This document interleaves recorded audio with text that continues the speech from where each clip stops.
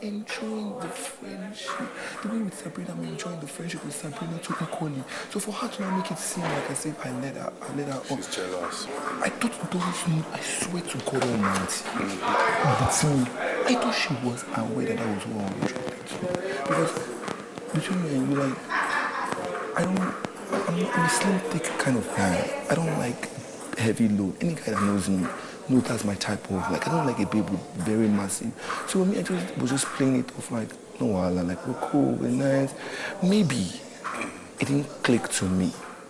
And I will maybe say it's on my part. Do you get what I mean? It didn't click to me. But at the same time, too, it's looking more like now, I know that attitude was off all day, right? And I told her, and I was like, I still want us to be guys. Like, see, we're all gisting, we're having, you know that day when I thought, okay, these are my people. That was the angle I was looking at it from. It was not like as if, because if I was closed off with Dede from the get-go, bro, I don't even feel like I would have been cool with every other person like that. I'm not gonna lie between me and you. Doris is every, like, Dede is my type of babe, inside and outside.